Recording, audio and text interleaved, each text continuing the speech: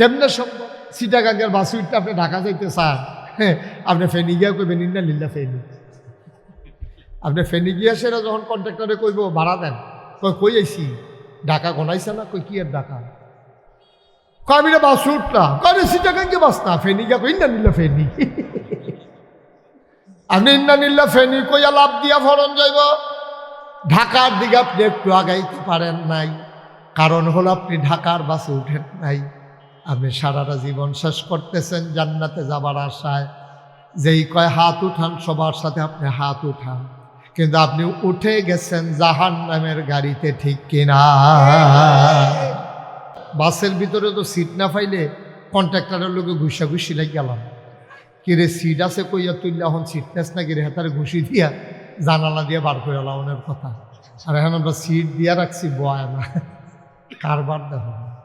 আমিন কর, জোরে আরো জোরে, খুব খেয়াল করে শুনবেন, সময় কম তো, গুরুত্বপূর্ণ কিছু কথা আল্লাহ যেন আমার মুখ দিয়ে বের করে দেয়, সবাই কন আমিন।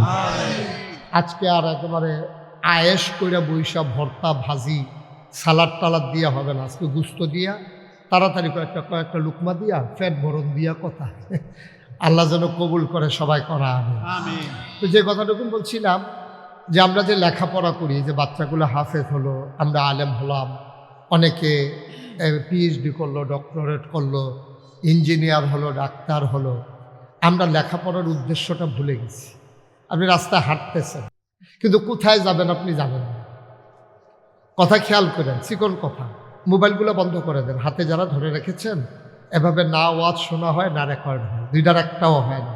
কথা বুঝাইয়া বলতে পারি নাই বোধহয় আমি, না না ওই যে উনারে বুঝাইতে পারি নাই আমি। হ্যাঁ, সবাই মোবাইলগুলো বন্ধ করেন, দয়া করে একটু খেয়াল করে শুনেন। সবসময় তো ইউটিউবের ভিতরে দেখছে, তো ওখানে যদি ভিতরে এসে তখন তো আর আমি বাড়ি শিখিতা,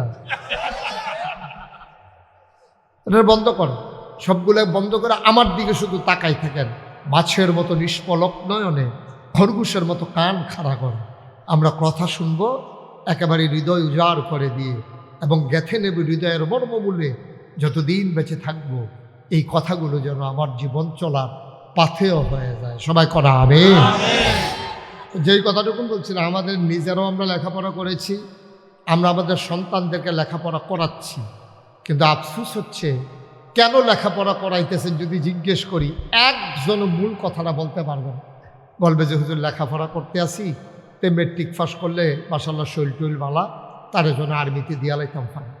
আরেকবার লেখাপড়া করাইতে আছে তে ডাক্তার হবে, আরেকবার লেখাপড়া করাইতেছে সে ইঞ্জিনিয়ার হবে, আরেকবার লেখাপড়া করাইতেছে কিয়ামতের ময়দানে হাফেজের ছেলের বাবার মাথায় নূরের টুপি পরানো হবে, এই জন্য উনি ওরা ছেলেরা হাফেজ বানাইতেছে। একটা উদ্দেশ্য ঠিক নাই। লেখাপড়ার মূল উদ্দেশ্য হচ্ছে আল্লাহ তাবারক ওয়া তাআলা আমাদেরকে যে মানুষ বানিয়েছেন, তিনি কেন মানুষ বানিয়েছেন এটা জানা। এরপরে আরও যদি সহজ করে বলি, 3টা প্রশ্নের জবাব তৈরি করার জন্য আমাদের দেশে লেখাপড়া এসেছে গোটা পৃথিবীতে। 1 নম্বরে আমি কে, কে আমাকে বানাইলো, কেন বানাইলো, সুবহানাল্লাহ বলবেন না?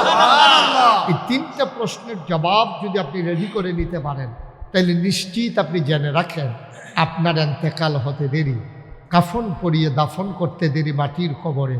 আপনি কবরে গিয়ে দেখবেন মাটির কবর মাটি নাই, মাটির কবর জান্নাতের টুকরা হয়ে গেছে। আর আমাদের লেখাপড়ার উদ্দেশ্যই ঠিক করি না। ওই যে আপনি হাঁটতেছেন, কই যাবেন জানেন না, হাঁটতে হাঁটতে সন্ধ্যা হয়েছে, শরীর ঘেমে গেছে, টায়ার্ড হয়ে গেছে, কোথাও যাওয়া হয় নাই, কারণ আপনি জানেন না তো, আপনি এমনি হাঁটতেছেন। তা আমরাও লেখাপড়া করতেছি এমনি, বড় লাগবে না, এখন বয়স হয়েছে 6 বছর, তারা ভর্তি করানো লাগবে না। তারপরে প্রাইমারি পাস করছে, হাই স্কুল পাস করছে, কলেজ পাস করছে, বিশ্ববিদ্যালয়ে, এটা একটা ধারাবাহিকতা, একটা চেইন। কিন্তু কেন করতেছি এটা আমরা জানি না। জানি না বলে আজকে আমাদের দেশে এত ইউনিভার্সিটি, তারপরে আপনার দাওরা হাদিস, কাবিল মাদ্রাসা, ফাজিল মাদ্রাসা, ইন্টারমিডিয়েট কলেজ, বিশ্ববিদ্যালয় কলেজ, তারপরে আপনার মক্তব, হিফজখানা, কিন্ডারগার্টেন, প্রি প্রাইমারি, নৈশ শিক্ষা, গণশিক্ষা, এত কিছু থাকার পরেও আমরা এখনও 21বিংশ শতাব্দীর সূচনা লগ্নে গোটা বিশ্বকে যখন বলা হচ্ছে কম্পিউটারাইজড, গোটা বিশ্বকে যখন বলা হচ্ছে গ্লোবাল ভিলেজ, আজকে অশ্বদিয়া জমিন থেকে আমেরিকার মানুষের সাথে কথা বলা যায়। আমেরিকার মানুষ ভিডিও কল দিলে আজকে এই অশ্বদিয়ার মানুষ দেখতে পায়। এত কিছু হওয়ার পরে সনের ঘরের জায়গায় টিনের ঘর হলো, টিনের ঘরের বদলে বিল্ডিং হলো, 2 তলা 3 তলা 5 তলা হয়ে গেল। কিন্তু আমরা আজও মানুষ হতে পারলাম না। আজও আমার দেশে প্রকাশ্য দিবালুকে রাজপথে রাজনৈতিক দ্বন্দ্বের কারণে ক্ষমতার মসনদে আরোহণ করার লক্ষ্যে একদল যুবককে সেই 6 সালের 28শে এপ্রিল আমার 28শে অক্টোবর পল্টনের ময়দানে প্রকাশ্য দিবালুকে পিটিয়ে পশুর মতো হত্যা করা হয়েছে, ঠিক কিনা? এখানেই শেষ না, হত্যা করার পরে সেই লাশের উপরে তারা নর্দন কুর্দন করেছে, নেচেছে, গেয়েছে। এর জন্য আল্লাহ মানুষ বানায় নাই, এজন্য আল্লাহ মানুষ বানায় নাই।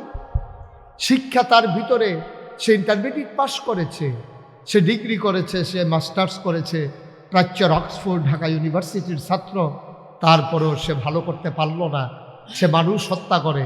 কারণটা কি? কারণ মূল উদ্দেশ্য আমরা হাসিল করতে পারি নাই, ঠিক কিনা? বন্ধুরা আমার, ভাইরা আমার, তাইলে মূল উদ্দেশ্য কি? শিক্ষার মূল উদ্দেশ্য কি? এটা আমাদের এক লাইনে জেনে নেওয়া লাগবে। শিক্ষার মূল উদ্দেশ্য হলো প্রতিটি মানুষের মাঝে একটা পশু বাস করে। গরু যেমন একটা পশু, ছাগল যেমন একটা পশু, মানুষও ঠিক এমনি একটা পশু। তাইলে গরুকে গরু কয়, ছাগলরে ছাগল কয়, কিন্তু মানুষরে কেন মানুষ কয়? কারণ হলো পশু প্রবৃত্তিকে দমন করে মনুষ্যত্বের বিকাশ যখন মানুষ ঘটায় তখনই মানুষকে মানুষ কয়, নাইলে মানুষও একটা পশু, ঠিক কিনা? আরো সহজ করে বলি, আপনি ক্লাসে পড়া পারেন না, প্রতিদিন আপনি পড়া পারেন না। স্যার প্রথম পিটাইছে, ধমক দিছে, বুঝাইছে, পরে একদিন বলে ফেলছে যে তুই একটা গাধা হইছ, তোর এত প্রত্যেক দিন পড়া দেই, তুই একদিনও পড়া হই, তুই একটা গাধা হইছ তুই। তাহলে বুঝে গেল তার কানগুলা কয়েকদিন স্কুলে যাওয়ার পরে গাধার মতো লম্বা লম্বা হয়ে গেছে। কথা কয় না দেখি? তাহলে সারে যে তারা গাধা কইলো মানে গাধায় যেরকম তুই এইরকম হইছ, তুই মনুষ্যত্বের বিকাশ ঘটাইতে পারো না। আপনি ছোট্ট বাচ্চারা যেটা বাবা খুব রাগ হয়ে এমন জুড়ে পিটাইতে আছে, মানে এটা কল্পনার বাইরে, নিজের বাচ্চারে নিজের পিটাইতে পারে। দৌড়ে তার দাদি আসছে, আইসা বলতেছে তুই একটা গরু হইছ, তুই আমার ঘরে একটা গরু হইছ, তুই বাচ্চারে মানুষ এমনি মারে। তাইলে বোঝা গেল তার 2টা শিং উঠছে। কথা বুঝেন নাই? আমার কথার জবাব দিতে হবে তো। তার কি শিং উঠছে? তার মাথাটা বড় হয়ে গেছে, তার পিছনে একটা লজ্জা বাড়িয়েছে, তো তার যে তার মায় গরু কইল। কারণ হলো তারে গাধা কয় সারে, তা গাধার মতো ব্যবহার আচরণ করেছে, অর্থাৎ গাধার গুণ তার মাঝে পাওয়া গেছে। মা সন্তানকে গাধা কয় কারণ গাধার মতো গরু কয়, গরুর মতো সে আচরণ করেছে। তাইলে আপনি আমি মানুষ হইলাম কেমনে? যেই দিন মানুষ মনুষ্যত্বের বিকাশ ঘটাইয়া মানুষের আচরণ করতে পারবে, ঠিক কিনা? আওয়াজ আপনাদের এলাকায় মাহফিলে আওয়াজ দেওয়া নিষেধ নাকি? তো সব লোক দেখে দিব্যা যেমন দম ধরে বইয়া রয়েছে, সভাপতি সহ। কারবারটা কি তারা বুঝলাম না কিছু? জোরে একটু আওয়াজ দিবেন, আমিন কর, জোরে কর, আরো জোরে বলেন মারহাবা। সবাই আমি যখন যেটা প্রশ্ন করি জবাব দিবেন, চুপ করে কোনো আচরণ। এটা পার্টিসিপেট মূলক, গিভ অ্যান্ড টেক, দেওয়া নেওয়া, চাওয়া পাওয়া, লেনদেন, আদান প্রদান। আমি ওয়াজ দেবো, আপনি মাঝে মাঝে সুবহানাল্লাহ কইবেন, আপনি মাঝে মাঝে আলহামদুলিল্লাহ দিবেন। আপনি আমারে দিয়া শুধু ওয়াজ আদায় করেন, আপনি ডিব্বা যেমন ধুম ধরে থাকবেন, এটা হয় না তো। বলেন সুবহানাল্লাহ। আহা, এত লোকের আওয়াজ তো অনেক হওয়ার কথা। বলেন আলহামদুলিল্লাহ, আল্লাহু আকবার, সবাই কোন আমিন। আমরা আগে যখন কুমিল্লা শহরে মিছিল করতাম তখন দেখতাম যে 14 গ্রামের ফলাফল মিছিলের ভিতরে এক্সপার্ট। আগের তারা আছে আর কি, অহনের তারা না। হ্যাঁ আছে, হ্যাঁ 5 বার না 6 বার তো মাই দিয়ে কইলাম কিন্তু আওয়াজ দিয়ে আপনার যে আওয়াজ দিতে আছে এটা তো আমার কাছ পর্যন্ত আইয়া না, আপনারা অহন আওয়াজ ভালো। মারহাবা কর, যেরকম সবাই কনা আমিন। তাইলে যেই কথাটা বলতেছিলাম ১,৫০০ বছর আগে, কথা বললেন না পেছনে, ১,৫০০ বছর আগে আল্লাহ যখন মানুষ বানাই এই নবীজি পাঠাইছেন, এই নবীজি এসে কি করলেন? এসে দেখলেন বর্বর, বাদইন, যাযাবর, মূর্খ, অসভ্য একদল মানুষ। তিনি এসে মানুষগুলোকে বদলে দিলেন। তাহলে তারা বর্বর ছিল, তাদেরকে বানাই দিলেন সুসভ্য, সুশীল, আধুনিক, ভদ্র, আল্লাহওয়ালা। সুবহানাল্লাহ বলবেন না? আচ্ছা, কেমন করে বানালেন? পশ্চিমা বিশ্বের যারা মনীষী, America, Britain, France, Germany, Sweden, Switzerland, যত বড় বড় দেশ আছে, আর ওদের জন্য কত বড় বড় ইউনিভার্সিটি আছে, ওরা গবেষণা করলো, থিসিস করে নিল, তারা ডক্টরেট করলো ওই বিষয়ের উপরে যে মানুষগুলো ১,৫০০ বছর আগে যখন অসভ্য ছিল, বর্বর ছিল, সামাজিক অবকাঠামো ছিল না, বাহন ছিল না, ল্যান্ডফোন ছিল না, কুরিয়ার সার্ভিস ছিল না, পোস্ট অফিস ছিল না বলতে কিছুই ছিল না। ওই সময় এত ভদ্রতার উন্নতির চরম শিখরে কেমন করে মানুষগুলো আরোহণ করলো? ওরা গবেষণা করে দেখলো যেই জিনিসটা দিয়ে তারা আপনার ওই এত উপরে আরোহণ করেছে, ওই জিনিসটার নাম হইল কোরআনুল কারীম। সুবহানাল্লাহ বলবেন না? এই কোরআন থেকে তারা শিক্ষা নিয়েছে বলে, কোরআনের মর্মমূল তারা ধারণ করেছে বলে তারা সেদিন এত উন্নতির চরম শিখরে আরোহণ করেছে। বন্ধুগণ, এই জন্য আল্লাহ তাবারক ওয়া তাআলা বলে দিলেন, কল, হে রাসূল আপনি বলুন, হাল ইয়াস্তাবিল্লাযীনা ইয়ালামুনা ওয়াল্লাযীনা লা ইয়ালামুন, আপনি বলে দেন যারা জানে যারা জানে না দুই দল কি সমান? কখনোই দুই দল সমান হতে সব মরহুম লয়ে ফিরে গেলাম। তাই আর থেকে কম লোকের তো আওয়াজ হয়, দুই দল কি সমান? তো সবাই বলতে হবে। আমি প্রশ্ন করার পরে উনি খালি একজনে কইছে আর বাহি সব কয়, আবার আর যেই মত আমরাও সেই মত। যারা জানে যারা জানে না দুই দল কি সমান? তাইলে দুই দল সমান। এটা কি আমার কথা না, আল্লাহর কথা? যে চিহ্ন না, যে জানল না, দুই দল কখনো সমান হতে পারে না। আপনি অশ্বদিয়া থেকে চিটাগং যাবেন, একজনকে জিজ্ঞেস করেছেন, ভাই আপনি তো প্রায় চিটাগং যান, আমি কেমনে যাব? ওই রাস্তার মুখে ওই জায়গাটার নাম কি? বিশ্বরোড। ওই মিয়ার বাজার গিয়া বাসে উঠবেন। এখন কোন দিকের বাসে উঠবেন আপনি আর বলেন নাই, বলছে মিয়ার বাজার দিয়ে বাসে উঠবেন। সে রাস্তার ওই পারে চলে গেছে, সে গেল চিটাগং, আর এই পারে আইসা দাঁড়াই রইছে, বাস আসতে বাসে উঠতে হবে বলে দিছে। এখন যখন বাসে উঠছে, সে কি চিটাগং না ঢাকা? সে জানেন, সে একটু জানছে বাসে উঠা লাগবে, কিন্তু কোন দিকের বাসে উঠা লাগবে সে জানে নাই। এই জন্য সে বাসে উঠা ঢাকা চলে গেছে।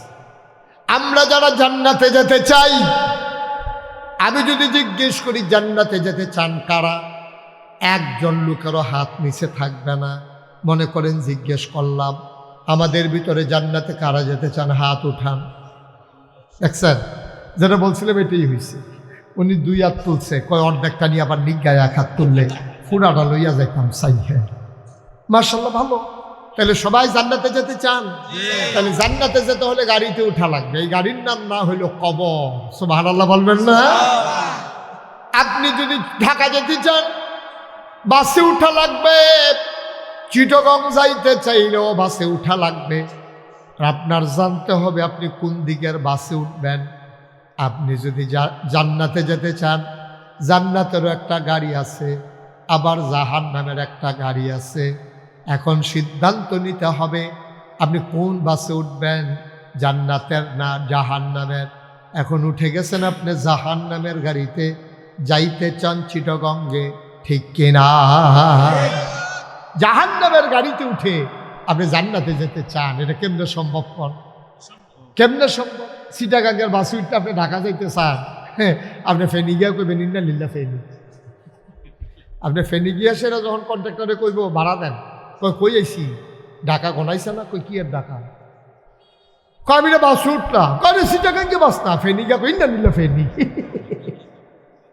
আপনি ইন্না লিল্লাহ ফেনি কইয়া লাভ দিয়া ফরন যাইব, ঢাকার দিকে আপনি একটু আগাইতে পারেন নাই, কারণ হলো আপনি ঢাকার বাসে উঠেন নাই। আপনি সারাটা জীবন শেষ করতেছেন জান্নাতে যাবার আশায়। যেই কয় হাত উঠান সবার সাথে আপনি হাত উঠান, কিন্তু আপনি উঠে গেছেন জাহান্নামের গাড়িতে, ঠিক কিনা? আপনি জান্নাতে যাবেন কেমনে? কেমনে যাবেন জান্নাতে? আল্লাহর নবী জাহান্নামের বাসিন্দাগুলোর জান্নাতের গাড়িতে উঠাই দিলেন আর বলে দিলেন, শোনো শোনো শোনো, হাল ইয়াস্তাবিল্লাযীনা ইয়ালামুনা ওয়াল্লাযীনা লা ইয়ালামুন, যারা জানে যারা জানে না দুই দল কি সমান? ও ইয়া রাসূলুল্লাহ, দুই দল সমান হবে কেমনে? কয় তাইলে আসো, ইকরা বিইসমি রাব্বিকাল্লাযী খালাক, তাইলে চলো লেখাপড়া শুরু করে দেই ওই আল্লাহর নামে যিনি তোমাকে আমাকে সৃষ্টি করেছেন। বলো সুবহানাল্লাহ। আমরা উদ্দেশ্য ভুলে গেছি, বলছিলাম না প্রথমে, আমরা মানুষ হওয়ার জন্য, জান্নাতে যাওয়ার জন্য একটা মানুষও লেখাপড়া করে না। আমি নিজেই তো করি নাই। আমি মনে করছি কামেল পাশ করলে মাদ্রাসায় চাকরি হবে, তো মাদ্রাসায় চাকরি হলে বেতন পাবো। উদ্দেশ্যটাই ছিল কামেল পাশ করলে চাকরি হবে, কিন্তু কামেল পাশ করলে আমি আল্লাহকে চিনব, আর আল্লাহরে চিনতে পারলে আল্লাহর রাস্তা, জান্নাতের রাস্তা চিনব, আর ওই রাস্তায় চলতে থাকবো, একদিন জান্নাতে চলে যাব। এই উদ্দেশ্যে আমার জানা মতো একটা ছেলেও লেখাপড়া করে। আমরা গার্জিয়ানরা ওই উদ্দেশ্যে লেখাপড়া করাই না। যারা বাচ্চা তারাও করে না। যদি তারা করত, আল্লাহরে চিনার উদ্দেশ্যে যদি আপনার লেখাপড়া করত, তাইলে বাংলাদেশের মতো শতকরা 92 জন লোক মুসলমানের দেশে একটা ছেলেও কিন্ডারগার্টেনে ভর্তি হইতো না, ঠিক কিনা? কেউ কোনো মা বাবা তারা কিন্ডারগার্টেনে ভর্তি করাইতো না। দেখেন, মুসলমানের সন্তান আপনি যাই মানেন আর না মানেন, ফরও মাসালা নিয়া সারা জীবন দ্বন্দ্ব ছিল। সাহাবাদের মাঝে ছিল, তাবিঈদের মাঝে ছিল, তাবে তাবিঈদের মাঝে ছিল, তারপর আইমে মুজতাহিদিন, আইমে শরীয়ত, আইমে তরিকত, সালফে সালিহিন, উলামায়ে মুতাকাদ্দিমিন, মুতাআখিরিন, ইমাম সাহেবান, মুফতিয়ানে এজাম, মুফাসসিরিনে কেরাম, সবার মাঝে সারা জীবন ফরও মাসালা নিয়ে দ্বন্দ্ব ছিল। আপনি পাগড়ি বাঁধবেন কি বাঁধবেন না, না বাঁধলে হবে কি না, নফল পড়বেন কি পড়বেন না, তাহিয়াতুল ওযু, দুখুলুল মসজিদ, আওয়াবিন, কোনটা পড়া যাবে কোনটা পড়া যাবে না, এগুলো নিয়ে দ্বন্দ্ব ছিল। কিন্তু সেই নবী থেকে শুরু করে আজকে পর্যন্ত ফজরের নামাজ ফরজ 2 রাকাত, এই ব্যাপারে কোথাও কোনো দ্বন্দ্ব শুনছেন? কোনো যুগে শুনছেন? কোনো দেশে শুনছেন? ফজরের নামাজ ফরজ 2 রাকাত, এই ব্যাপারে কোনো দ্বিমত নেই। এবার আসেন জোহরের নামাজ ফরজ 4 রাকাত, এই ব্যাপারেও দ্বিমত নেই। আসরের নামাজের ফরজ 4 রাকাত, এই ব্যাপারেও যে হে কওমি হোক, খারিজি হোক, আলিয়া হোক, সুন্নি হোক, আহলে হাদিস হোক, আর আমরা তো কোনো ভাগও পড়ে গেলাম না। এই যে এত ভাগ করলাম, একটা দুটো আমি পড়তাম পারছি না। আমরা সুন্নি হইতাম পারলাম না, ওহাবি হইতাম পারলাম না, তারপরে গিয়ে বাহির দিত যে আহলে হাদিস কিতা কিতা আরও আছে, এটি তো ফইলে নাই। এখন আমরা কোন ভাগও পড়লাম? আমরা কোনো ভাগে পড়তে চাই না, আমরা ইসলামের ভাগে পড়তে চাই, ঠিক কিনা? কোনো ভাগ আমাদের দরকার নেই। এই ভাগে ভাগে গজব হয়ে গেছে, গজব হয়ে গেছে।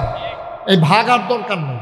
আমরা মুসলমান, আমাদের আল্লাহ এক, আমাদের নবী এক, আমাদের কাবলা এক, আমাদের কোরআন কিতাব এক, আমাদের দ্বীন এক, আমরা সবাই এক, ঠিক কিনা? এখন আর অন্য কিছু তালাশ করার দরকার। ওই ভাগে ভাগে ভাগ হওয়াতে সমস্যাটা হয়েছে কি, বিরক্ত করা যাবে না। ভাগে ভাগে এক হওয়াতে কি, ভাগ হওয়াতে কি সমস্যা হয়েছে জানে? আমরা যখন বিভিন্ন জায়গায় মাহফিলও যাই, চুহি দিয়া, ওই বেড়ার ফাঁক দিয়া, জানালার ফাঁক দিয়া, ওই যারা ওয়াজ শুনতে আইছে এর ভিতরে যদি বুঝে শুনে বালা, জানালার ফাঁক দিয়া, দরজার মাঝি দিয়ে উকি দিয়া টুফির দিকে চাই, হুজুরের টুফিটা কেমন? না, আমরা টুফির মতো না। নাউজুবিল্লাহ বলবেন না? হুজুরের টুফি কেমন, হুজুরের পাঞ্জাবির কালার কেমন, টুপির কালার কেমন, তারপরে নমুনা কেমন, এইসব দেখা আমাদের দেশে হুজুর তালাশ করা হয়। হুজুরের ঈমান কেমন, হুজুরের আমল কেমন, এই তালাশ করা হয় না, ঠিক কিনা? কষ্ট লাগে। আপনি ঠিক কইতেন না? আপনার পিছনের উপরে জিগান কইবনি। আমি যে এতবার কইতে আছি কথা বললেন, কথা বললেন, ভাই এটা কি বুঝলাম না তো কিছু। ইচ্ছা করে করতে আসে না মন, নাকি উনি বাইতে কে করে? তো আওয়াজ দিবেন, প্রশ্ন করলে জবাব দিবেন না। সবাই করা আমি আমাদের দেখা দরকার একজন মানুষের ঈমান কেমন, একজন মানুষের আমল কেমন, ঠিক কিনা কম? কি রঙের টুপি মাথার দিছে, আর পাঞ্জাবির নমুনা কিরম, ফায়জামা কেমন, এইগুলো আমাদের তালাশ করার সময় নাই। গোটা বিশ্বে 200 কোটি মুসলমান হওয়ার পরে বেটা কোনো কাফের বেদিন কেউ মারি খায় না। যা কইতে আছে মারি খা হুত্তা ফাও, মিথ্যা কথা। এই বাংলাদেশে কি ধোয়া তুলছে ইন্ডিয়ার তারা যে বাংলাদেশে নাকি হিন্দুরা মারি খায়। একটা প্রমাণ দেখাও 5ই আগস্টের পরে কোন মন্দিরে আঁচল লেগেছে, কোন হিন্দুর দোকানে আক্রমণ হয়েছে, কোন হিন্দুর গায়ে আঘাত পড়েছে, একটা ঘটনা দেখাও, ঠিক কিনা কও? আমরা কুমিল্লা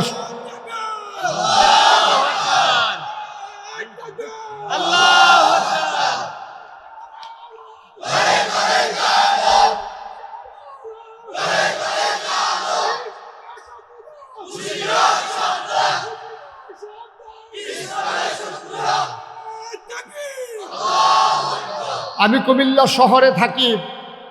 কুমিল্লার প্রতিটি মন্দিরের নিরাপত্তা আমরা বিধান করেছি। আমি এসপি সাহেবকে বলেছিলাম, আমি ডিসি সাহেবের সাথে মিটিং করে বলেছিলাম যে কুমিল্লার কোনো মন্দিরে, কুমিল্লার কোনো মিষ্টি দোকানে, কুমিল্লার কোনো হিন্দুর উপরে একটা ফুলের টোকা পড়লে আমরা তার জবাব দেব। সেদিন আমরা ইনশিওর করেছিলাম, ঠিক কিনা বলেন? আমরা রাত্র ঘুরে ঘুরে প্রতিটি মন্দিরের সামনে লোকজন বসিয়ে দিয়েছি যেন হিন্দুদের উপরে আঘাত না হয়। আমরা পুরোহিতকে জড়িয়ে ধরে বলেছি, তুমি হয়তো আমার ধর্ম মানো না, কিন্তু তুমিও মানুষ, তোমার কোনো ক্ষতি হবে না। আমরা যতক্ষণ থাকি নাম্বারগুলো দিয়ে এসেছি, রাত্রে 3টা 4টা যখন মন চায় ফোন দেবেন, আমরা দৌড়ে দৌড়ে এসে হাজির হব। এই তো আরামে থাকার পরে আমরা তাদেরকে, আপনি খেয়াল করেন বাংলাদেশে হিন্দুরা যেমনে থাকে, মায়ের গর্ভের ভিতরে সন্তানটাও এত আরামে থাকে না, ঠিক কিনা? সুখে থাকলে বুতে কিলায়। তোমরা মন্দিরগুলো আমরা পাহারা দেই, তোমাদের ব্যবসা আমরা চেয়ে রাখি, তোমাদের ব্রাহ্মণ ঠাকুরদেরকে আমরা দেখে রাখি, তোমাদের ব্যবসা প্রতিষ্ঠানগুলো পাহারা দেই। তোমরা এমন বিমুখ হারামের ভূমিকা পালন করলা, আমরা তোমাদের সব পাহারা দিলাম। আর প্রকাশ্য দিবালুকে চিটাগঙ্গে তোমরা আদালত প্রাঙ্গণে আমার অ্যাডভোকেট সাইফুল ইসলাম আলিফকে তোমরা প্রকাশ্য দিবালুকে কুপিয়ে কুপিয়ে হত্যা করেছো, ঠিক কিনা বলো? আমরা শান্তিপ্রিয় মানুষ, আমরা এটার প্রতিবাদ আর আইনের হাতে ছেড়ে দিয়েছি। ইচ্ছে করলে বাংলাদেশের মুসলমানগুলা টোকাইয়া টোকাইয়া হিন্দুগুলারে এক জায়গা রাইক্যা সকলে মিল্লা ফু দিলে, ফু ফু, ঠিক কিনা কম? আমরা বলেছি না, এটা আমাদের দায়িত্ব নেই, আইন শৃঙ্খলা রক্ষাকারী বাহিনী দেখবে, এটা তাদের কাজ। তো যেই কথাটুকু বলছিলাম, আমরা শিক্ষার উদ্দেশ্য হারিয়ে ফেলেছি। আমরা মানুষ হওয়ার জন্য কেউ শিক্ষা গ্রহণ করি না। আমরা শিক্ষা গ্রহণ করি চাকরির জন্যে, শিক্ষা গ্রহণ করি বিদেশের জন্যে, শিক্ষা গ্রহণ করি ব্যবসার জন্যে। আমরা মানুষ হওয়ার জন্য কেউ শিক্ষিত হই নাই। এই জন্য শিক্ষিত নামের পশু আজকে পরিণত হয়েছে, ঠিক কিনা বলেন? আর নাইলে একটা সরকার বিভিন্ন দেশে বিভিন্ন সময় অদল বদল হয়, হওয়াটাই স্বাভাবিক। আন্দোলনের মুখে হয়, বৈপ্লবিক পরিবর্তনে হয়, নির্বাচনের মাধ্যমে হয়, মারা যাওয়ার কারণে হয়। কিন্তু আপনি যেই দিন থেকে সভ্য পৃথিবী শুরু হয়েছে, আপনি একটা ঘটনাও খুঁজে পাবেন না যে একটা সরকারের বদলের পরে 330 জন মেম্বার অফ পার্লামেন্ট এবং আমলা কামলা বদুল্লা, র্যাব, গোয়েন্দা পুলিশ, বড় বড় ব্যবসায়ী, উপদেষ্টা সবগুলো একসাথে সরকার বদলের পরে সব একসাথে পালাই গেছে। পৃথিবীর কোনো ইতিহাস নাই, ঠিক কিনা? এটাই প্রথম বাংলাদেশে পৃথিবীর সব মানুষ দেখছে, আরে এটা কি কারবা, আরে এটা কি কারবা, এই সবাই মিললে বা গেছে কেউ লাগবো, কারবারটা কি? এই কারবারটা হলো বাংলাদেশেই সম্ভব। কারণ যারা ক্ষমতা পাইলে আর ছাড়তে চায় না, তো যখন তারা ছাড়ায় তখন তার রুচি থাকে না, ঠিক কিনা কন? আল্লাহ যেন হেফাজত করে সবাই করা আবেদ। তো যেই কথাটুকু বলছিলাম, শিক্ষার উদ্দেশ্যটা কি? ওই আমি কে এটা জানা। তা আমি কে? আমি কে এটা তো আল্লাহ ১৫০০ বছর আগে বলছেন। আল্লাহ বলছেন, ইন্নী জাইলুন ফিল আরদে খলিফা, আমি আল্লাহর প্রতিনিধি, এটাই তো আমার মূল পরিচয়। কিসের ফিরসাব বেড়া, কি আল্লাহ সাহ, কিসের মন্ত্রী, কিসের এমপি, কিসের ভুইয়া চৌধুরী, সরকার, খনকার, পেশকার, এগুলো মানুষের সাময়িক পরিচয় দেওয়ার জন্য লাগে না। গাইসের ফিরসাব, মুশতাক ফৈজি না, ওইটা মানুষ চিনে না। ওই যে মাদ্রাসার প্রতিষ্ঠাতা অমুক, এটা কইয়া চিনানো লাগে। ভুইয়া এটা কইয়া ভুইয়া বাড়ির মানুষটারে চিনে, সরকার এটা বলে সরকার বাড়ির মানুষরে চিনে। এটি মূল পরিচয় না। মূল পরিচয় ইন্নানি মিনাল মুসলিমিন, আমি মুসলমান। ঠিক কিনা কও? আর বাইরে তোমার কোনো পরিচয়ের দরকার নেই, তুমি মুসলমান, এটাই তোমার বড় পরিচয়। আমি মুসলমান। তোমার যদি এইটাই মূল পরিচয় হয় আমি মুসলমান, এখন তুমি কেন বলো আমি দেওবন্দি আকীদায় বিশ্বাসী? তুমি তো মুসলমান, তোমার মূল পরিচয়। এখন তুমি কেন বলো আমি সুন্নি? এখন তোমারে মানুষে কেন ওয়াহাবি কয়? এখন কেন তুমি বলো আমি আহলে হাদিস? এই যে নানান দল উপদলে বিভক্ত হলা, এইটাই তো কাফেরদের জন্য সুবিধা। পাঁচ ভাই যখন একসাথে থাকে, বাইরের কোনো মানুষ চাচাতো ভাইয়ারা আর চোখ তুলে তাকায় না। পাঁচ ভাই যখন আলাদা আলাদা হয়ে যায়, তখন চাচাতো ভাই না দেখবা যে ইচ্ছাতে আই না পিটায়, কারণ তারে পিটাইছে, আমার তো কিছু আসে যায় না। আমরা মুসলমান 250 কোটি যদি একসাথে থাকতে পারতাম, আক্রমণ দূরের কথা, মুসলমানের দিকে কোনো কাফের বেদিন চোখ তুলেও তাকাইতে পারত না। এই সুযোগ আমরা করে দিয়েছি, এই সুযোগ আমরা করে দিয়েছি। মধ্যপ্রাচ্যে যেখানে ইসরায়েল, ইহুদিদের যে দেশটা, চতুর্পার্শ্বে একটা কাফেরের দেশও নাই। ইসরায়েলের সাথে সবগুলো সীমান্ত মুসলমানের দেশের। সবাই যদি বলতো ইসরায়েল ফিলিস্তিনের মানুষগুলোকে এমনি হত্যা করো, গাজার মানুষের লাশে লাশ ফেলে দিলা, বাড়িঘরগুলো ধ্বংস করে দিলা, লেবাননে আক্রমণ করলা, সব জায়গায় তোমাদের আক্রমণের পরিধি বাড়াইলা। এই সিরিয়া থেকে মুসলমান আসাদ, সিরিয়া থেকে একজন নেতা পালিয়ে গেল, মুসলমানরা দখল করলো। এই সুযোগে কাফের বেদিনেরা এসে সিরিয়া দখল দিতে চায়। কারণ হলো ওরা দেখেছে আমাদেরকে মারলে কেউ ডাক দেওয়ার নাই, এই জন্য মন মতো ওরা মারতে পারে। মনে রাখবা, আবার যদি এক হয়ে যাও গোটা পৃথিবীর মুসলমান, তাইলে সিংহের মতো গর্জন দিয়ে যখন দাঁড়াবা, ওই শিয়াল যেমন গর্তে পালিয়ে যায়, ইঁদুর চামচিকা যেমন গর্তে পালিয়ে যায়, বাকি কাফের বেদিনেরা সব মুসলমানের চিৎকারে গর্তে ঢুকে যাবে। ঠিক কিনা? মাত্র 313 জন সাহাবা। আমরা কি ইতিহাস ঘটাই নাই? এটা তো কোনো গল্প না, কোনো কাল্পনিক কাহিনী না, এটা যে মুখরোচক কোনো ইতিহাস না। মাত্র 313 জন মুসলমান, 1000 কাফের।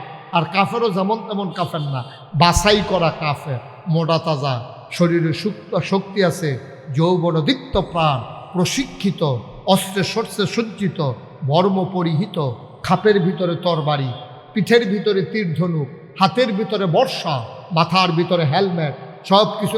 হেলমেট করলে তো আমার আমরা তার কত মনে হয়, হ্যাঁ হেলমেট বাহিনী। নাউজুবিল্লাহ কয় না রে, জোরে কয় না নাউজুবিল্লাহ। আমরা 14 গ্রাম তো আমি অনেক জায়গায় ওয়াজ করছি, এরকম মরহুম নাউজুবিল্লাহ তো আর কোনখানে পাইছি না। বলেন নাউজুবিল্লাহ। সবাই কনা আমিন। আপনারা এই রোজা ছাড়া এরকম করেন, রোজার মাসও জানি কিতা করেন কি গো, কপাল বালা আমি রোজার ভিতরে আসলাম না। এটা আওয়াজ মার হাবা কর। মুসলমান কয়জন? 313 জন। কতজন? আর কাফের কত? 1000। প্রশিক্ষিত। আর মুসলমান বাতাস আইলে গাছও ধরে দাঁড়াইতে হয়, যে কোনো সময় বাতাস উড়াই লইয়া যেতে পারে। এইরকম মুসলমান মাত্র পাওয়া গেছে 313 জন। অমুসলমান, এই 313 জন মুসলমান অস্ত্র পেল না, বর্ম পেল না, মাথায় হেলমেট শিরস্থান পেল না। বদরের প্রান্তরে যখন মায়ের শুরু হয়ে গেল, 70টারে কুবাইয়া 2 টুকরা করে ফেললো, 70টারে পিসমোড়া বাদ দিয়া শোয়াই ফেললো, বাকিগুলা দিল দূর, সবগুলা পালাই গেল। আমরা সেই মুসলমান, ঠিক কিনা? আজকে কাফের বেদিনেরা টিটকারি মারে, মস্কারা করে, আমাদের উপরে জুলুম করে, নির্যাতন করে। আমার বাবার ভিটা থেকে আমারে তারাই দিতে চায়। এই আলেম ওলামা বাংলাদেশে 92% জন লোক মুসলমানের দেশে আলেম ওলামারে কি নির্যাতনটা করেছে। আমার অনেকে কয়, হুজুর সরকার যে বদল হইল, এটার কোনো কারণ টারণ আপনি খুঁজা পাইছেন না? আমি কইছি আমি 101টা কারণ খুঁজা পাইছি। কয়টা কয়টা? আমি কই এক ওই যে উনি করতে পারেন, দেখছো এই আওয়াজ হইতো কেমন, ফাহারা দিয়ে দিয়ে বুঝি জিগান যাই কয়টা? আমি 101টা কারণ খুঁজা পাইছি। ওই যে এক রাজা যুদ্ধের ময়দানে হেরে গেছে, তো যুদ্ধের ময়দানে হেরে যাওয়ার পরে রাজমশাই প্রধান সেনাপতিরে ডাকায়, এদিকে আসো, আমার কি সৈন্য কম? কই জি না, অনেক বেশি। অস্ত্র শস্ত্র? কয় অনেক বেশি। কয় গোলা বারো? কয় সব রেডি আছে। তারপরে আমরা হারলাম কেন? কয় রাজমশাই 101টা কারণ আছে। 101টা কারণে হারছ? কহ এক নাম্বারটা কহ।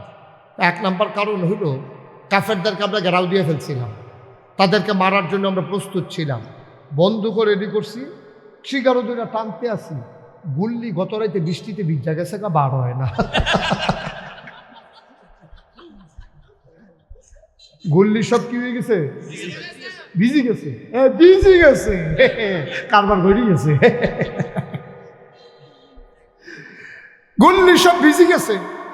এখন ট্রিগারে তোরা টাপতে আছে, আঙ্গুল সুন্দর লই আইয়া পড়তে আছে, কিন্তু গুলি তো বাবা, গুলি সব কি হয়েছে? ভিজি গেছে। গুল্লি ভিজি যাওয়ার কারণে যতই টানাটানি করে গুল্লি আর বার হয় না। রাজমশাই মুচকি হাসি দিয়া কয়, আর 100 কারণের দরকার নাই, একটা সারে তুমি আর কারণ বইল না, গুল্লি করতা না ফাললে আর জিতবা কেমনে, এই জন্যই তো হেরে গেছো। জি রাজমশাই, তো যদি তুমি বলো পতিত সরকার, গত সরকার জগদ্দল পাথরের মতো যে চেপে বসলো, কেন তাদের পতন ঘটলো? আমার যখন জিগাইছে আমি বলছি 101টা কারণ আছে। হুজুর 1 নাম্বারটা কোন? আমি বললাম 1 নাম্বারের কারণ হইল যখন মসজিদের মেম্বারে আলেম খুতবা দিয়েছে, এই খুতবা যখন জালেমের বিরুদ্ধে গেছে, জালেম পরের সপ্তাহে আসার আগে ইমামের চাকরি খেয়ে ফেলেছে, ঠিক কিনা? কই হুজুর এটা কি? আমি কই এটি আলেম ওয়াজ করতেছে, কথা পক্ষে যায় নাই, টান দিয়া নেতা বাইক টান দিয়া নিয়া আলেমকে বেজ্জতি করে পুলিশের হাতে দিয়েছে। আমার সাথে অনেকে একমত হয়েছে, হুজুর আর কারণ লাগবে না, একটাই চলবে, কারণ আলেমের উপরে নির্যাতন, আলেমের বেজ্জতি। আল্লাহর নবী কয় লা হিজাবা বাইনাহু ওয়া বাইনাল্লাহ, আল্লাহর মাঝে ওই মাজলুমের মাঝে কোনো পর্দা নাই। আল্লাহ বলে ডাক দিতে দেরি, কবুল হতে দেরি নাই। 101টা কারণে যদি গত সরকারের পতন হয়ে থাকে, 1 নাম্বার কারণ হইল আলেমের উপরে নির্যাতন, ঠিক কিনা? যেই দেশে চুর বাটপার গুন্ডা বদমাইশ ডাকাইতেরা রাস্তার ভিতরে সিনা টান টান করে হাঁটে, যেই দেশে 92% জন লোক মুসলমানের দেশে, যেখানে জেলখানাগুলো ভরে যায় আলেম দিয়া, এই দেশে কেন পতন হইল আর তালাশ করার দরকার নাই, ঠিক কিনা? একটা আলেমের আলেমের একটা মোনাজাত, 1 ফোঁটা চোখের পানি আল্লাহর আরশ পর্যন্ত কাঁপাই দেয়, ঠিক কিনা? কম আর কারণের কি দরকার?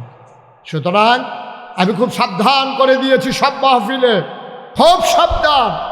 যত ন্যাক্কারজনকভাবে বিশ্রীভাবে যেমন করে সরকারের পতন হলো, আবার যখন যারা ক্ষমতায় আসবে ওরা যদি এমন করে আবার আলেমের দিকে চোখ বড় বড় করে তাকায়, আঙ্গুল নাচিয়ে আলেমের সাথে কথা বলে, মনে রাখবো আগের লোকদের চাইতে আরো করুণ অবস্থা পরবর্তী লোকগুলোর হবে, ঠিক কিনা বলো?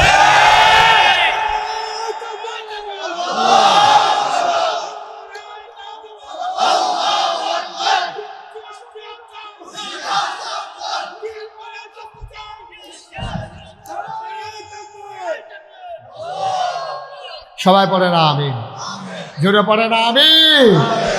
বন্ধুগণ খুব খেয়াল রাখা, খুব খেয়াল রাখবেন কাজে, আপনি যাই করবেন তার একটা অ্যাকশন রিয়াকশান আছে।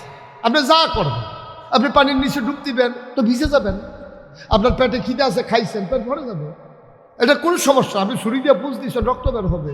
সব কাজের একটা অ্যাকশান আছে, রিয়াকশান আছে।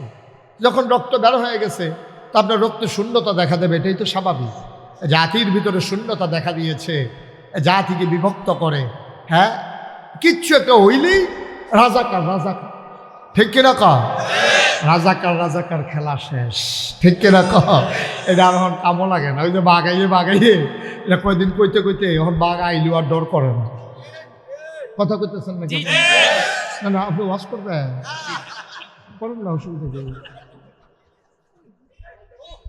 এখানে কাছে বইয়া বইয়া কথা কইলে তো এত ওয়াজ করবেন, এই দিয়ে বালা। আমিন কন, জোরে কন। বন্ধুগণ, যেই কথাটুকুন বলছিলাম, তা আল্লাহ তাবারক ওয়া তাআলা আমাদেরকে যে মানুষ বানাইলেন, মনে আছে না কথা? মানুষ আমরা ভুলে গেছি বলে আজকে এই ঘটনা হয়। আমরা ভুলে গেছি আমাদেরকে কেন আল্লাহ মানুষ বানিয়েছেন, এই কথা ভুলে গেছি। আমি জানতে চেয়েছিলাম মাওলার দরবার, এই দুইজনকে বসাই দেন, এই যে ভাই বসতে হবে, ওই বাচ্চাটারাও বসান। তো এখনো বুঝছে না, তে মনে করছে অন্য হুজুর। সিফা দিয়া বইয়া থাকেন, ঘটনা আছে আরো অনেক বেশি। মাত্র শুরু হয়েছে, এর ভিতরে উঠে দোকানটা খুললে সরছি না, বাহি দেন উঠবেন লাস্টে দিয়ে। আমি তো কমু যে উঠেন, এবার এর আগে উঠে উঠি নেই। সিফা দিয়া বইয়া থাকেন, বার হাবা কর, জোরে কর আর জোরে। বন্ধুরা আমার, ভাইরা আমার, আমি আল্লাহর কাছে জানতে চেয়েছিলাম, মাওলা আপনি কেন মানুষ বানিয়েছেন? আল্লাহ আমার ডাকে ডাকে কয়, বান্দারে, ও বান্দা, জানতে চাও কেন মানুষ বানিয়েছে? বাড়ি থেকে কোরআন নাই, কোরআন পড়ো, কোরআন বোঝো, কোরআন দেখো। আল কোরআনে ১,৫০০ বছর আগে আমি আল্লাহ বলে দিয়েছি আমি কেন মানুষ বানিয়েছি। আমি কোরআন খুলে দেখি আল্লাহ কয়, ইয়া আইয়ুহান নাস, ও দুনিয়ার মানুষেরা, ও অবুদু, তোমরা আবাদত করো। আমি বলি কার? কয় রব্বাকুম, তোমাদের যিনি রব। আমি কই রবকে? রব চিনো না? তোমার যিনি খালেক, তোমার যিনি মালেক, তোমার যিনি সত্তা, তোমার যিনি গফফার, তোমার যিনি আইয়ুব, তোমার যিনি ওয়াদুদ, তোমার জন্য যিনি প্রেমময়, এই তিনি তোমার রব, আর রবি তোমার সব। আবাদত করো রবের।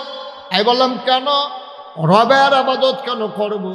আল্লাযী খালাকাকুম, যেহেতু তিনি তোমাদেরকে সৃষ্টি করেছেন। আমি বললাম কে আমারে সৃষ্টি করেছে? আমার আব্বা, আমার আম্মা যৌবনীবতী যখন হয়ে গেল, সবাই মিলে সেটেল ম্যারেজ করিয়ে দিল, সবাই মিলে বিয়ের বন্ধনে আবদ্ধ করে দিল, মধুর বাসরে দিয়ে দেওয়া হলো। মধুর মিলনে বাবা মা লিপ্ত হয়ে গেল। বাবার পিঠ থেকে, মায়ের বুক থেকে 2 ফোঁটা পানি সবেগে নির্গত হয়ে মায়ের ইন্টেন্সিভ কেয়ার, মায়ের সুরক্ষিত রেহেবের ভিতরে 2 ফোঁটা পানি একত্রিত হয়ে গেল। মেডিকেল সায়েন্স বলে পিতার পানির ভিতরে থাকে শুক্রাণু, মায়ের পানির ভিতর থাকে ডিম্বাণু। শুক্রাণু ডিম্বাণুর যখন মিলন হয় তখন জীবনের পয়দা হয়।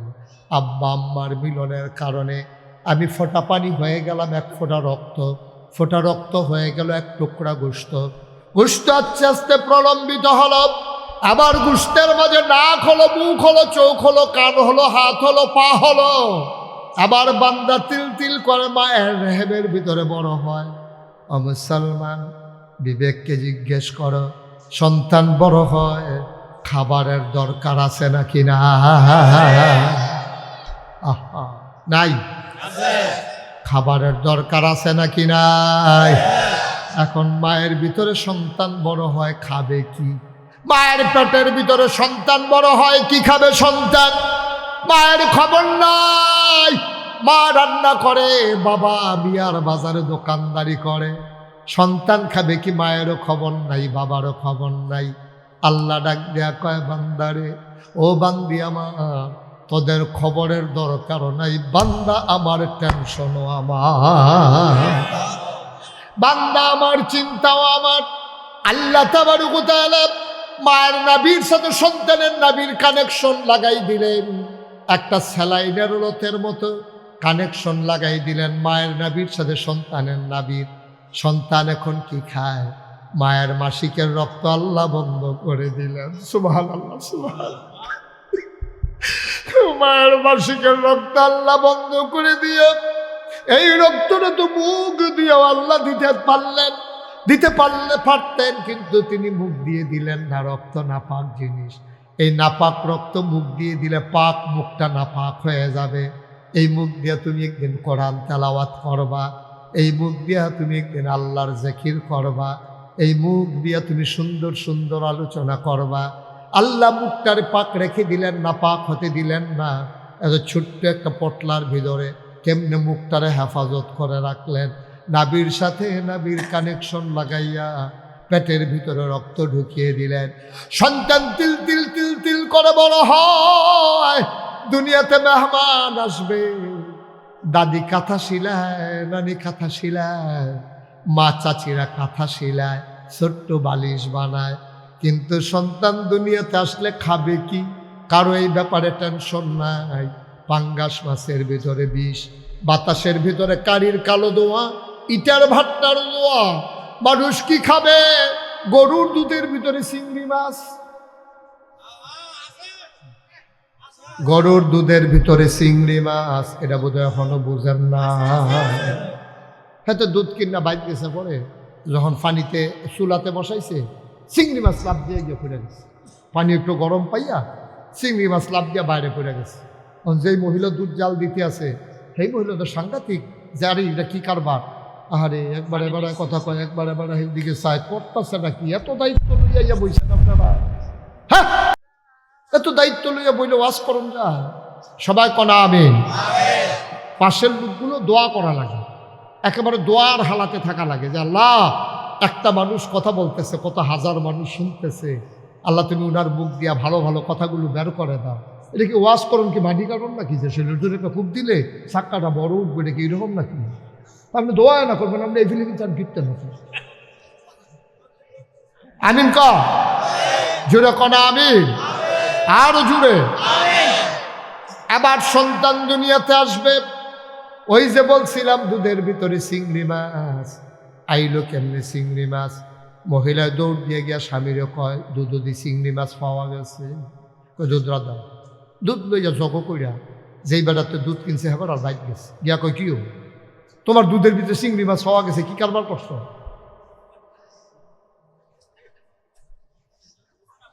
কে কথা বলছে?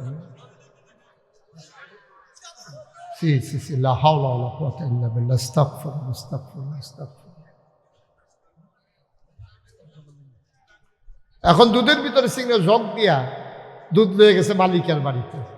গিয়া বলতেছে, ভাই তুমি কি দুধ বিক্রি করলা? দুধের ভিতরে চিংড়ি মাছ। মালিককে সমস্যা নেই, এমনি কি আর চিংড়ি মাছ হয়েছে? ওই যে গরু যে ফেনা খায়, ফেনার লগে চিংড়ি মাছও খেয়ে এলিস, এই জন্য এটা দুধের লগে বাড়িয়েছি। নাউজুবিল্লাহ বলবেন না? আল্লাহর চিন্তা বান্দা খাবি কি? মাছের ভিতরে বিষ, ফার্মের মুরগির খাবারের ভেতরে বিষ, দুধের ভিতরে চিংড়ি মাছ, বাতাসের ভেতরে তোমার কালো ধোয়া। আল্লাহ কয় টেনশন দরকার নাই, আমি আমার মেহমানের জন্য মেহমানদারির ব্যবস্থা করে দিয়েছি। সুবহানাল্লাহ। আল্লাহ তাবারক ওয়া তাআলা পেটের ভিতরে সন্তান বড় করে, আর মায়ের বুকের ভিতরে দুধ জমা। সন্তান দুনিয়াতে এসেছে, ওয়া ওয়া করে কান্নার আগে মায়ের দুধের ভিতরে জুস মেরে যায়। সন্তানকে যখন বুকে লাগায়, মায়েরও শান্তি, বাচ্চারও শান্তি। এই নিয়ামত যিনি দিলেন তিনি আমার আল্লাহ, ঠিক কিনা? আল্লাহ কয়, উবুদু রাব্বাকুম, আবাদত করবা সেই আল্লাহর, আল্লাযী খলাকাকুম, যিনি তোমাকে সৃষ্টি করেছেন, ওয়াল্লাযীনা মিন ক্বাবলিকুম, শুধু তোমারে না, তোমার আব্বা, তোমার আম্মা, তোমার দাদা, তোমার দাদি, তোমার নানা, তোমার নানি, তোমার 14 গোষ্ঠী, তোমার জাতির পিতা ইব্রাহিম, তোমার আদি পিতা আদম, আদি মাতা হাওয়া, তোমার নবী মুহাম্মদুর রাসূলুল্লাহ সাল্লাল্লাহু আলাইহি ওয়াসাল্লাম যিনি বানিয়েছেন, উবুদু রাব্বাকুম, আবাদত করবা ওই রবের, ঠিক কিনা? তাহলে আমরা আবাদত করবো কার? আল্লাহ। চাইবো কার কাছে? আল্লাহ। দিতে পারেন যিনি, তিনি কে? আল্লাহ। মাজারে গিয়া, মাজারে গিয়ে চাইবেন? পীরের পায়ে গিয়ে চুমাইবেন? সাজদা দিবেন? বুড়ো আঙ্গুল চুষবেন? গোসলের পানি খাইবেন? এটা কিন্তু আপনাদের এদিকে না কম না আছে? এটা কি এই এলাকা তো ঢুকে গেছে? হ্যাঁ, আহারে মুসা। আমি চিটাগং চাঁদপুর গেছিলাম মাহফিলে, গেছি এবারে গিয়া জিগলাম ভাই কি নমুনা? হুজুর মাজারও সাজদা দেয়। আর একটু দক্ষিণ দিকে এই জিগলাম ভাই কি নমুনা? হুজুর ফিরের পাওয়ার সাজদা দেয়। আর একটু উত্তরে গিয়েছিলাম, সমস্যা কি? তো হুজুর ফিরের পাও সুমায়। ব্রাহ্মণবাড়ি এলাকায় গিয়েছিলাম, আপনার কি অবস্থা? বুড়া আঙ্গুল শোয় সিটা গান দিয়া হুনি ফিরেরে গোসল করা, হেই গোসলের পানি মুরিদরা বোতলও বইরা বাইতেন না খায়, খারাস কারে খায়। আচ্ছা ও একটা মানুষের গোসল করাইলে কত জায়গা ভাইয়া পানি যায়? জায়গাটি আসেনি সকলের লগে? এবার আবার চায় আসেনি, চাইতেন কইছি হ মোবাইলটা কি তাই টেনশনে পড়ে গেছে, আসে না নাই। নাউজুবিল্লাহ কন, নাউজুবিল্লাহ। বন্ধুরা আমার, ভাইয়েরা আমার, তাইলে বানাইলো আমারে আল্লাহ, সাজদা দেব মাজারে গিয়া, এটা জীবনেও হিসাব মিলে না, ঠিক কিনা? কপাল বানিয়েছেন যিনি, সাজদা পাও না তিনি, ঠিক কিনা? মুসলমান, তোমার সামনে তোমার ছেলে তোমার আপন ভাইয়ের যদি আব্বা ডাকে, আপন ভাই তোমার ছেলে তার চাচারে আব্বা ডাকছে, তোমার সামনে তোমার কি আনন্দ না কষ্ট? কষ্টে বুকটা ফাইটা যায়। আমার সন্তান জন্ম দিলাম আমি, তারে হাফ প্যান্ট কিনে দিলাম আমি, লেখাপড়া করাই আমি, সব করি আমি, চাপ বাড়াহে তারে আমার শুরু তারে আব্বা রাহে, তুমি বাদ গিয়া কপালে ঘাম জমে গেছে। তোমার স্ত্রী কয় কান্দেন কেন? কয় আমরা কুদ্দুর চাড়ায়। কয়তে কিতা করছে? তে দেখে আলমগীরের আব্বারে কে বইয়া রয়েছে। আরে কোন কি এই কারবার করছে? বাইতাই লোক না, বাইতাই এর ভিতরে বেড়ায় কানতে আছে, বেরিয়ে গসে এই আপনার সরিষার তেলের সাথে পানি নিয়ে ইয়া মাথা দেয়, ঠান্ডাও আর লাগিয়া এবার কুদ্দুর পরে পরে আহারে একটু ফরক একটা আহা দেয়। এটা যদি আপনার খোলার মধ্যে লাগান দিত জাকাত আগুন ধরে গেল।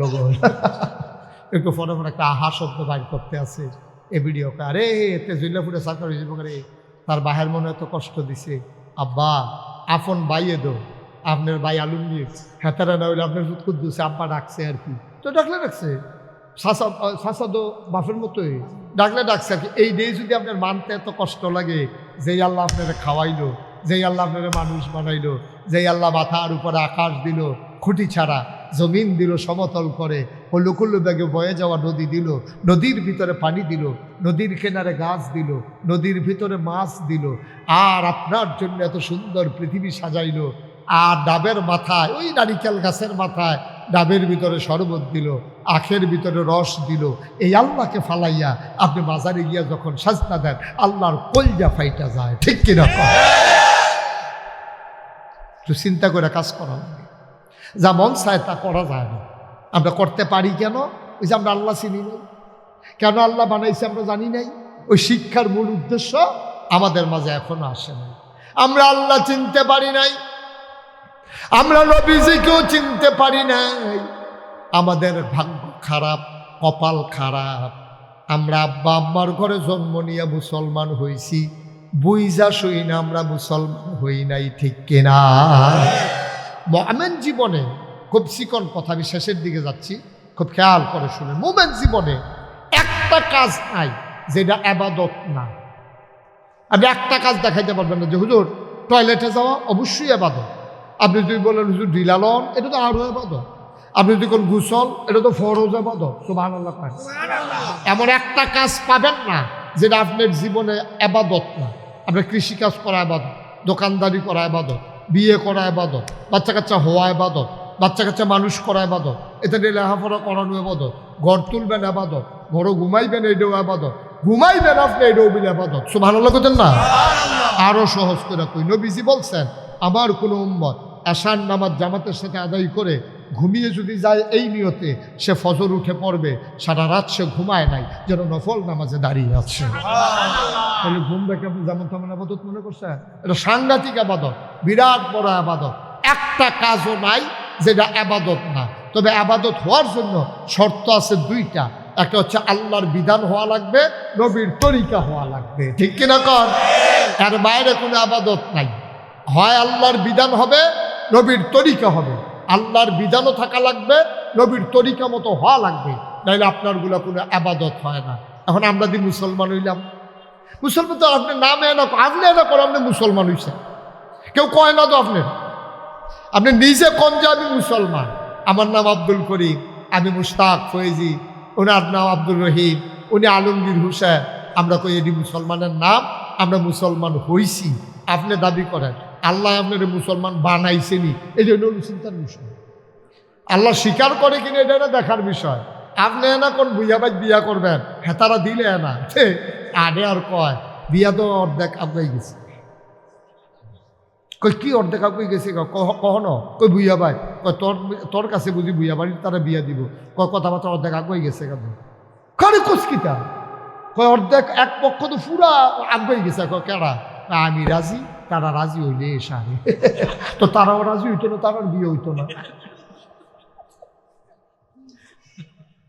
দুই পক্ষ না মিললে যেমন বিয়ে হয় না, গোলাম আর মনিব এক পক্ষ আর এক পক্ষকে স্বীকার না করলে গোলামি হয় না। আমি না স্বীকার করি আমার মনিব আল্লাহ, আমার আল্লাহ আমারে গোলাম কয় কিনা এটা হলো দেখার বিষয়, ঠিক কিনা? তোমারে গোলাম কয়নি আল্লাহ, তোমারে তো গোলাম স্বীকারে করে না আল্লাহ, নবীজি তো তোমার উম্মতে মনে করে না, তুমি না হুই হুই করো তোমারে কি নবী উম্মত মনে করেনি? তুমি কি একবার নবীর লোকে তোমার কথা হইছে নি? আল্লাহর লোকে কি তোমার কথা হইছে এখনো? আল্লাহও তোমারে গোলাম কয় না, নবীও তোমারে উম্মত কয় না। সুতরাং তুমি এমনি মনে মনে মন কলা খাইতে আসো, স্বপ্নে তুমি লাল শাক খাইতে আসো। স্বপ্নের লাল শাক আর বাতের লোকে মাখাইয়া লাল শাক এক জিনিস না, ঠিক কিনা? কথা একটা মনে পড়ছে, এটা কি কইলে তা এই যে একটা স্বপ্নে দেখে লাল শাক দিয়ে ভাত খাইতে আছে, কি বাস্তবে না স্বপ্নে? স্বপ্নে দেখে যে লাল শাক দিয়ে ভাত খাইতে আছে, আত্মাত লাল হইয়া গেছে, হরদুমসে খাইতে আছে, সাবাইয়া তুষ করে লাইতে আছে। সহালে ঘুমের তুইটা দেখে খেতাটা সাবাইয়া শেষ করে গেছে, স্বপ্নে তো। স্বপ্নে তুমি তো কত কি দেখো, তুমি নিজে নিজে কত চিন্তা করো। আল্লাহ তোমারে মেনে নিছে কিনা আব্বা এটা হইল দেখার বিষয়। এজন্য আল্লাহ তাবারক ওয়া তাআলা আমি পায়ে ধরে বলে যাই, অনুরোধ করে বলে যাই, ভালোবাসা নিয়ে বলে যাই, আমি তোমাদের কন্যা, আমি দাওয়াতের জন্য একটা কথাও বলি নাই আব্বা, হৃদয়ের তাগিদ থেকে কথাগুলো বলেছি। যদি আমার কথা শুনে একটা মানুষের অদল বদল হয় তাইলে আমার জীবনটা সার্থক হয়ে যাবে।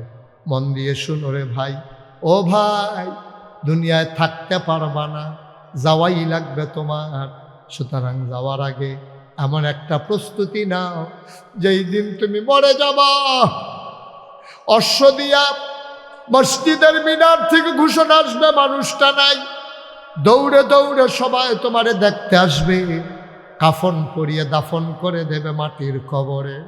তুমি যখন কবরে যাবা এমন একটা জিন্দেগি কইরা যাইও, কবরে যাইতে দেরি, কবর যেন জান্নাতের টুকরা হইতে দেরি না হয়, বলো আমি। আমার কাছে জিন্দেগি আমরা চাই নাকি চাই না? কথা কয় না, চাই নাকি চাই না? শুধু চাইলেই হবে না, চাওয়া অনুযায়ী ওই অনুযায়ী আমাদের পথ চলতে হবে। তুমি চিটাগাং যাইতা চাও আর বাইক তুইটা কইতাছ চিটাগাং চিটাগাং চিটাগাং চিটাগাং চিটাগাং, ঘুমের তুইটা তো বিষ নাই, চিটাগাং তো নাই, ঠিক কিনা কও?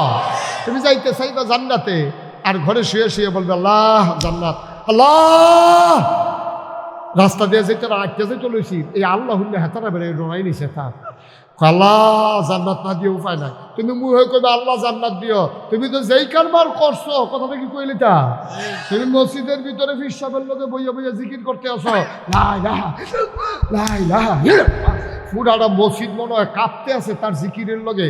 ফাল থেকে আরেকবার রুষে পড়ে, আরেকবার ধরে এমনি নিজে রুষে, কার উফরিকা কেড়ায় পরে কোন যে তোরা কি একটা সারাবেলা যাইতে আছে। এর ভিতরে দিয়া মসজিদের সামনে একজনে ফোন দিছে, ভাই সাহেব কিস্তির টেহারা লইয়া আসতাম। কি একটা কথা কয় না দেখি, কয় কিস্তির টাকাটা লইয়া আসলাম, আপনি কো বসতো হ্যাঁ তো তোর ফোন ছাড়ে না ভাই, কিস্তির টেহারা লইয়া আসলাম আমি তো মসজিদের সামনে, আপনি কো এবার এই জিকিরের ভিতরে দেখতেছে লা ইলাহা ইল্লাল্লাহ টেহা লইয়া আল্লাহ। তুমি কি মুসলমান রইছ আব্বা?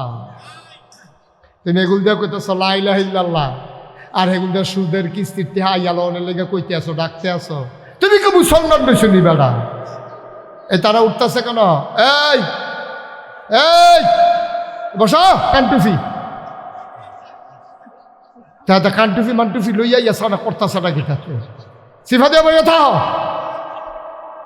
আমিন কর, জুড়ে কর, আরো জুড়ে। ভাই খুব চিন্তা করেন ভাই, আরে আপনি এইরকম করতেছেন কেন এখানে বসে বসে? তো কি হয়েছে ফোন দেওয়াতে? ফোন দিছে তো সাইবার করলেন, এটা দরকার কি? ফোন দেবে হুজুর আমরা আসি, আপনি আসেন, তো আসলে তো বসেন, হুজুর লোক আছে ওখানে। হ্যাঁ আমিন কর, জোরে কর।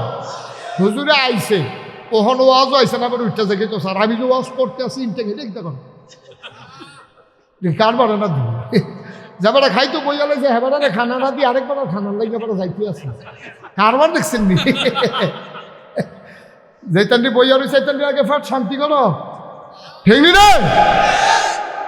ওদের চিন্তা করেন আব্বা, যে রঙের গড়া দৌড়াইতে আসি এত সুজানা দুনিয়া। আপনি মরেন নাই, আপনি মইরা দেখেন। আমরা যত কথা বলি কেউ বিশ্বাস করে না তো, কারণ এই অশ্বদিয়া থেকে যদি একজন এক সপ্তাহ কবরও থেকে আইতে পারতো, আইয়া সেটা যদি দেখাইতে পারে ছাড়ছে কিনা ফিটটা করছে কিনা ফিটের সামনাটা, এটা দাঁড়াইয়া কেউ দেখায় না। কি যে একটা সেরা বেড়া কবরও যাইতে আছে, যারা কবরে আছে তারাই না টের পাইতে আছে, ঠিক কিনা কম? আপনি কি বুঝবেন? হ্যাঁ ঠিক, আপনি কি বুঝবেন? আপনি তো ঠান্ডা পড়লে চাদর গাও দিয়ালা, আর যে এবারে 3 টুকরা কাপড় পইরা কবরও শুয়ে রয়েছে, এবার আর চাদর নয়, এবারে না বুঝতেছে ঠান্ডা কারে কম। আপনি কি বুঝবেন? আপনি তো রঙের ঘোড়া দৌড়াইতে আছে, বেশি ঠান্ডা পড়লে আপনি মৌজা পড়ে ফেলেন। আপনি বিদেশি ফুতের কম্বল ডাবলটা গাও দিয়ে উঠতে রয়েছেন, আরো 5-6টার দিকে চাইয়া রয়েছেন, হা গাও দিয়া যাইতাম পারতাম না রে, টেম্পার শেষ। আপনি তো রঙে আছেন, খুব আনন্দে আছেন, খুব সুখে আছেন, আপনি বুঝতেছেন না কারবারটা কি যাইতে আছে। কষ্ট হচ্ছে আপনাদের? দেখেন মুসলমান কারে কয়েকটা কথা বলেই আমরা শেষের দিকে চলে যাবো ইনশাআল্লাহ। আল্লাহ যেন কবুল করে সবাই কোনা হবে। আল্লাহর নবীর জন্ম, খুব খেয়াল করেন, আল্লাহর নবী খারাপ মানুষ না সেরা মানুষ? সবাই বলতে হবে খারাপ না সেরা? শুধু সেরা না, সবার সেরা। ভালো না অতি ভালো? এই মানুষের মতো মানুষ আর আসবে না, তিনি আমার নবী। আগেও আসে নাই, সামনেও আসবে না, ওনার সমসাময়িকও ছিল না। এই নবীজির জন্ম মক্কায়, শৈশব মক্কায়, কৈশোর মক্কায়, তারণ্য মক্কায়, যৌবন মক্কায়, বিয়ে করলেন মক্কায়, শ্বশুর বাড়ি মক্কায়, নিজের বাড়ি মক্কায়, মেয়ে বিয়ে দিলেন মক্কায়, বেয়াইর বাড়ি মক্কায়, ব্যবসা করলেন মক্কায়, লেনদেন করলেন মক্কায়, থাকতে পারলেন না তিনি মক্কায়, ঠিক কিনা? উনি খুব খারাপ মানুষ ছিলেন, তো উনি মক্কায় থাকতে পারবেন না কেন? ওনার বাপ বিডা, শ্বশুর বাড়ি, বেয়াইর বাড়ি, নিজের বাড়ি, সবার বাড়ি মক্কায়, উনি থাকতে পারলেন না কেন? ওই 14 গ্রামের একটা লোক ইসলাম মানার কারণে মিরেশ্বরাই যাওয়া লাগে নাই। 14 গ্রামের একটা মানুষ তো কখনোই এই ইসলাম মানার কারণে মাদাইয়া গিয়া বাড়ি করা লাগে নাই। তবে হ্যাঁ, সাময়িক আমরাও কম করি নাই। এই 14 সরকার বদলের আগে 14 গ্রামের শুধু না, বাংলাদেশে যারা আল্লাহর জমিন, আল্লাহর দিন চেয়েছে, দিনের পতাকা পথ পথ করে উঠুক, যারা স্বপ্ন দেখেছে, এই মানুষগুলোকে বাড়িতে ঘুমাইতে দেওয়া হয় নাই, ঠিক করে? শ্বশুর বাড়ি গেছে, হ্যাঁতে বিছের বার করে গেছে, হ্যাঁতে ডরে শহীদ তলে গিয়া ঢুকছে, খাটের তলে সিফাইয়া গিয়া কয় সা বড় একটা আলু পাওয়া গেছে, তাই না দেহেতে।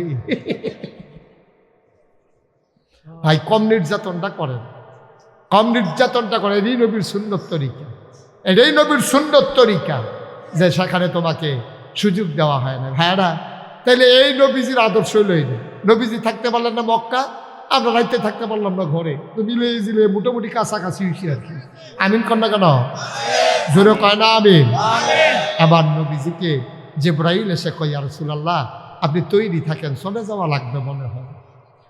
শেষের কথা শুনো 14 গ্রামের মানুষ, মুশতাক ফৈজি যদি আর কোনোদিন না আসে, আর কোনোদিন যদি তোমাদেরকে না ডাকে, মনে রাখবা আমি এসেছিলাম, মনে রাখবা কথা কয়টা বলে গেলাম। ভাই, আমার বাড়িও কুমিল্লায়, তোমাদের বাড়িও কুমিল্লা। আমি ঢাকা থেকে আসি নাই, আমি চিটাগং থেকে আসি নাই, আমি সিলেটটা হুজুর না, আমরা মিল্লা জিল্লা কুমিল্লা আমরা সবাই মিলে এক জান্নাতে থাকতে চাই নাকি চাই না? কথাগুলো খুব খেয়াল করে শুনো ভাই, মনের কান লাগাইয়া শুনো। আল্লাহর নবীর কাছে খবর চলে আসলো আপনি আর মক্কায় থাকতে পারবেন না। আল্লাহর নবী তিনি তৈরি হতে থাকলেন। আবু বকর সিদ্দিক রাদিয়াল্লাহু তাআলা আনহু, নবীর চরম পরম প্রিয় বন্ধু আবু বকর সিদ্দিক রাদিয়াল্লাহু তাআলা আনহু, তাকে ডাক দিয়া নবীজি বললেন, আবু বকর রে, ও আবু বকর, মনে হয় মক্কার দিন শেষ হয়ে এসেছে, তুমি একটু তৈরি থেকো। আবু বকর বাড়িতে গেলেন না। এই খবর পাওয়ার পরে চলে গেলেন মক্কার বাজারে, 2টা ওট কিনলেন। এক ইহুদির ঘরে 2টা ওট রাখলেন, বললেন, ভাই 1 মাস পালবা তো মাসিক হারে টাকা পেয়ে যাবা, যতদিন লালন পালন করবা ততদিনের বিনিময় নিয়ে যাবা, উট বড় হয়। আর আবু বকর সিদ্দিক ঘরে যায়, বারবার মনে পড়ে নবী বলেছেন তৈরি থেকো। এটা মনে হইলে আবু বকর খাইতে পারেন না। রাত যখন গভীর হয়ে যায়, সবাই যখন ঘুমিয়ে পড়ে, আবু বকর দরজায় হেলান দিয়া দাঁড়াই থাকে। সুবহানাল্লাহ।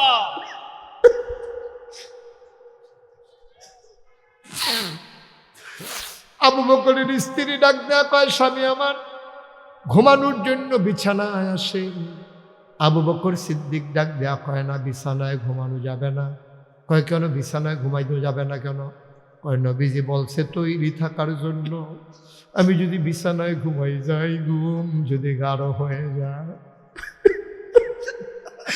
আমার ঘুম যদি গাঢ় হয়ে যায়, নবী এসে দরজায় দাঁড়িয়ে যদি কয়েকটা ডাক দেওয়া লাগে, আমি আবু বকরটা মানতে পারবো না, পড়ে যাবো আমি।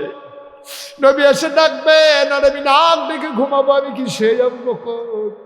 বিবি আমার, আমি দরজায় দাঁড়িয়ে দাঁড়িয়ে ঘুমিয়ে যাব, তোমরা ঘুমাও। আবু বকর দরজায় পিঠ লাগাই একবার ডানে কাত হয়, জুড়াইতে জুড়াইতে একবার পড়ে যায়, আবার সোজা হয়ে দাঁড়ায়, তারপরেও বিছানায় যায় না।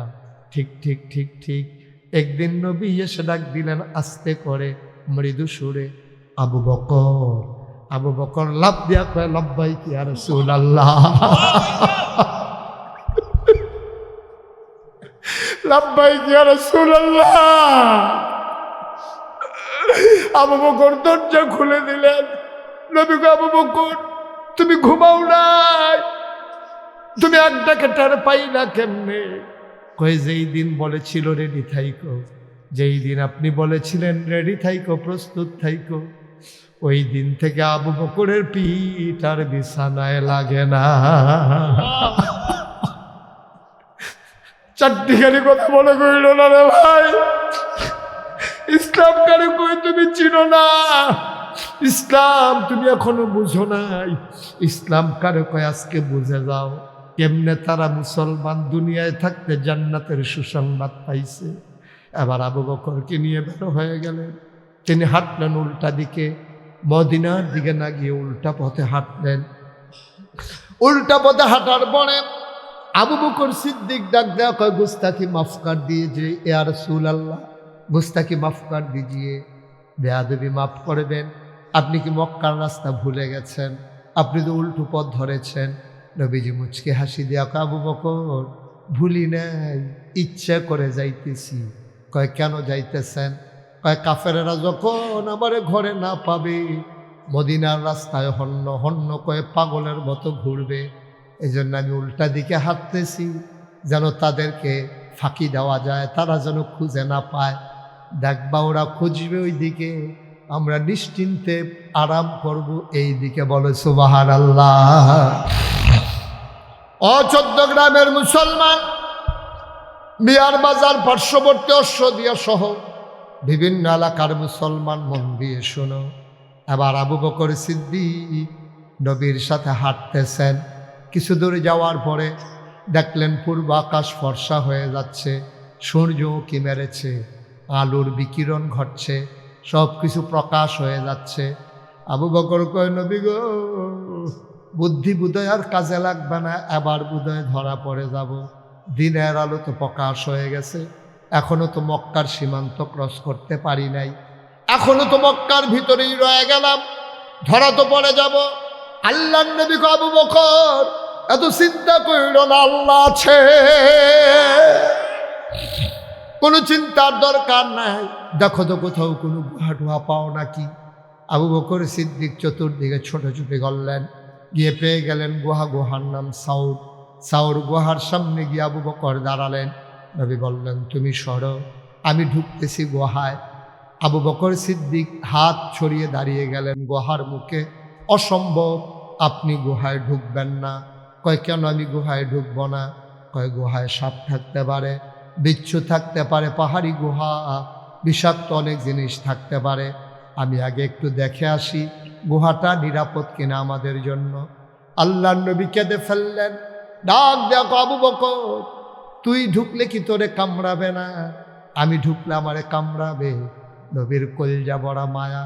কোরআনে আল্লাহ কয়, ফাবিমা রাহমাতিন মিনাল্লাহি লিনতা লাহুম ওয়ালাউ কুনতা ফাজ্জান গালিজাল কলব লানফাদ্দু মিন হাওলিক ফাআফু আনহুম ওয়াস্তাগফির লাহুম ওয়াশাবিরহুম ফিল আমর ফাইযা আযামতা ফাতাওয়াক্কাল আলাল্লাহ ইন্নাল্লাহা ইউহিব্বুল মুতাওয়াক্কিলিন। আমিন খান। আমাদের এই মসজিদ তো আজান হয় নাই, না? সবাই একটু ধৈর্য ধরে বসে, আমি এখনই শেষ করে দেব। আমিন খান, জোরে খান, আর জোরে। আবার আল্লাহ কয়, নবী গো আপনার মনটারে আমি রহমত দিয়া মায়া দিয়া নরম কইরা বানাইছি। এই নরমের কারণে আবু বকর আপনার গুহায় আগে ঢুকতে দেয় না। তারা আপনার চতুর্দিক দিয়ে মৌমাছির মতো গুনগুন গুনগুন করে আপনার প্রশংসা করে। আল্লাহর নবীকে, আবু বকর রে, ও আবু বকর, আমি গুহায় ঢুকলে সাপ কামড়াবে, তোরে কামড়াবে না। আবু বকর সিদ্দিক চোখের পানি ছেড়ে দিলেন। ডাক দেয়া কই, ইয়া রাসূলুল্লাহ, আমার মতো 100 আবু বকর যদি মরে যায় ইসলামের কিচ্ছু হবে না, কিন্তু আপনি নবীর কিচ্ছু হয়ে গেলে ইসলাম থাকবে না। আপনি নবীর যদি কিচ্ছু হয়ে যায় আর ইসলাম নাম নেওয়ার মতো কেউ থাকবে না। আমি আবু বকর মরে গেলেও কিচ্ছু হবে না গো নবী, আমার যেতে দেন গুহার ভিতরে। আল্লাহ নবী অনুমতি দিলেন। আবু বকর ঢুকলেন, বললেন, আহলান সাহলান মারহাবা, মোস্ট ওয়েলকাম, আসেন গুহার ভিতরে, আপনাকে স্বাগত। নবী গুহার ভিতরে ঢুকেই বললেন, আবু বকর বড় ক্লান্ত পরিশ্রান্ত মনে হচ্ছে, একটু বিশ্রাম ফরমাইলে ভালো হতো। আবু বকর বললেন, নো চিন্তা, কোনো টেনশন নাই, আমি আসন পেতে বসতেছি, আপনি মাথা রেখে ঘুমিয়ে পড়ুন। আবু বকর আসন পেতে বসলেন। আল্লাহর নবী কুলের ভিতরে মাথা রাখলেন। আবু বকর আস্তে করে কপালে টিপে দেয়, চুলের মাঝে বিলি কেটে দেয়। নবী আরাম পেয়ে চোখ বন্ধ করে ঘুমিয়ে পড়লেন। আবু বকর চতুর্দিকে তাকায়া দেখে ওই গুহার ভিতরে চতুর্দিক দিয়া ছোট ছোট গর্ত, গর্তের ভেতর থেকে সাপের জিহ্বা লক লক করে। আবু বকর ভয় পেয়ে গেলেন, ওনার পাগড়িটা ছিঁড়ে ফেললেন, টুকরা টুকরা করে সবগুলো সাপের গর্ত বন্ধ করে দিলেন। কাপড়ের টুকরা শেষ, গর্ত রয়ে গেল একটা। কাপড়ের টুকরা নাই, গর্ত একটা বাকি আছে। আবার আবু বকর সিদ্দিক চিন্তা করলেন কি করা যায়। তিনি আবার পা দিয়ে ওই গর্তের মুখে চাপা দিয়ে রেখেছেন, বিষাক্ত সাপ বের হতে না পেরে। আবু বকরের গায়ের ভিতরে ধ্বংসন করেছে, ছুবল মেরেছে, বিষাক্ত হয়ে গেছে শরীর, নীল হয়ে গেছে শরীর। আবু বকরের চিৎকার বের হতে চায়, নিচের ঠোঁটটারে দাঁত দিয়া কামড়ে রেখে চিৎকার থামাইয়া নবীর ঘুম নির্বিঘ্ন করতে চায়। আমি আওয়াজ করলে যদি নবীর ঘুম ভেঙে যায়, আবু বকর আওয়াজ বের হতে দেয় না। আবু বকর আওয়াজ বন্ধ করেছে, চোখের পানি থামাবে কি দিয়া? আওয়াজ বের হতে দেয় না, চোখের পানি তো আর থামাইতে পারে না। আবার টপ টপ করে 2 ফোঁটা গরম পানি নবীর গাল মুবারকে পড়ে গেল। নবী চমকে উঠলেন, তিনি থমকে দাঁড়ালেন, তিনি আশ্চর্যান্বিত হয়ে গেলেন। আবু বকর কেন কাঁদে? নবী লাফ দিয়ে উঠে বসলেন। আবু বকর কেন কাঁদো? নিশ্চয়ই ছোট্ট মেয়েটার কথা বাড়ির মনে পড়ছে, বাড়ির কথা বোধহয় তোর মনে পড়ছে রে আবু বকর, সংসারের কথা মনে পড়ছে। আবু বকর কইয়া রাসূলুল্লাহ আপনি একটা কথা বললেন, আপনি আমার কুলের ভিতরে কথা মনে করে করে কাঁদবো, এমন কি হয় নাই গো নবী? 3 দিন না খাওয়া বাচ্চা আপনার চেহারার দিকে তাকিয়ে খাবারের কথা ভুলে গেছে, আর আপনার আমি কুলে শোয়াইয়া বাড়ির কথা মনে করব। আল্লাহ নবী আবু বকর তাইলে কান্দ কেন? আবু বকর আবার ডাক দেয়া কয়, মনে করেছিলাম বলবো না, না বলে তো আর রাখতে পারলাম না। আপনি জিজ্ঞেস করে ফেলেছেন, নবী গো সাপ আমারে কামড়ে দিয়েছে, সুবল মেরেছে। দেখি দেখি কি দেখি, কোথায় সাপ তোমারে কামড়ে দিয়েছে? কেন তুমি আমারে ডাকলা না? দেখি কোথায় কামড়ে দিয়েছে। আবু বকর পায়ে এনে দেখালে, আল্লাহর নবী আস্তে করে বিসমিল্লাহ বলে আঙ্গুলের মাথায় একটু লালা মুবারক লাগাইলেন। আবু বকর সিদ্দিক সাক্ষী দেয়, আমার পায়ে যখন লালা লাগানো হলো, খোদার কসম সব কামড়ানোর আগে আমার পাটা যত আরামে ছিল, নবীর লালা মুবারক লাগার পরে ওই আগের চাইতে আরো বেশি আরাম পাইতেছিলাম। অশ্বদিয়ার মুসলমান, মন দিয়ে শুনবা, মনোযোগের সাথে খেয়াল করবা। আল্লাহ তাবারক ওয়া তাআলা আমাদেরকে এই সুযোগ দিয়েছেন। তোমাদের এলাকার মানুষের ভাগ্য ভালো, বাড়ি থেকে গরম ভাত খাইয়া মসজিদের দোতলায় এসে হেফজখানায় ছেলেরা পড়ে, দূরে যাওয়া লাগে না, টাকা দেওয়া লাগে না, কি খায় না খায় খবর নেওয়া যায় না, এমন হয় নাই। তোমাদের কপাল বড় ভালো, তোমাদের বাড়ির সামনেই তোমাদের হিফজখানা, সুন্দর করে ছেলেরা পড়তেছে। আল্লাহর নবী কয়, যখন কোনো একটা ছেলে হাফেজ হয়ে যায়, তার বাবার মাথায় একটা নূরের টুপি দেওয়া হবে। ওই নূরের টুপিটার আলো গোটা হাসরের ময়দান আলোকিত করে দেবে। প্রতিটা ঘরে ঘরে একটা করে বাচ্চা হাফেজ বানাই দাও, প্রতিটা ঘরে ঘরে হাফেজ কোরআন তৈরি করে নাও। তাইলে এই হাফেজের মাধ্যমে 10টা লোক জাহান্নামী বান্দাকে সুপারিশ করে করে হাফেজ জান্নাতে নিয়ে যাবে। বড় ঈশা কপাল ভাই, এই মাদ্রাসাটা সুন্দরভাবে চলুক। আর মাগরিবের পরের আয়োজন, আমার মন সাক্ষী দিয়েছে তোমাদের মাহফিল আমার আল্লাহ কবুল করে নিয়েছে। 33 বছর আমি মুশতাক ফয়েজে মাহফিল করি, মাহফিল কদম দিলে মাহফিলের ওজন বুঝি। আজকে মন সাক্ষী দিয়েছে তোমাদের আজকের এই মাহফিল আমার আল্লাহ কবুল করে নিয়েছে। সুবহানাল্লাহ বলবেন না? সবাই পড়ে না আমিন? জোরে পড়ে না আমিন? এই কবুল হওয়া মাহফিলটাতে আমার পরে আমার নেতা আছেন, আমার বড় আলেম আমার ভাই আছেন, উনি ইনশাআল্লাহ কথা বলবেন। গাজীমুরা মাদ্রাসার সম্মানিত প্রিন্সিপাল হুজুর, হেড মুহাদ্দিস হুজুর, বড় ভালো মানের আলেম, উঁচু মানের বক্তা। আমিও যদি সময় থাকে ওনার কথা শুনি, একটা লোক যাবেন না, ওনার কথা শুনে দোয়া করে তারপরে আমরা সবাই যাব ইনশাআল্লাহ। সবাই কোনা আমিন? জোরে কোনা আমিন? আমরা সবাই মিলে মুখতাসার একটু দোয়া করব। অনেকের আব্বা আম্মা কবরে, যেই ছেলেটা হাফিজ হলো প্রথম যাকে পাগড়ি পরালাম, তার বাবা বিদেশে পড়ে আছে, তার দাদা বসে বসে নাতির জন্য কাঁদতেছে। মারহাবা বলবেন না? আমরা 1 মিনিট দোয়া করব। তার আগে আমার একটা আবদার আছে। আবদার হলো, আমার দোয়ার আগে একটা লোকও নড়বেন না, পারলে দেবেন না পারলে নাই। এই কোরআনের মাদ্রাসায় আমরা সবাই মিলে আমাদের তৌফিক অনুযায়ী প্রয়োজনে 2টা টাকা দেব, মাত্র 2 টাকা।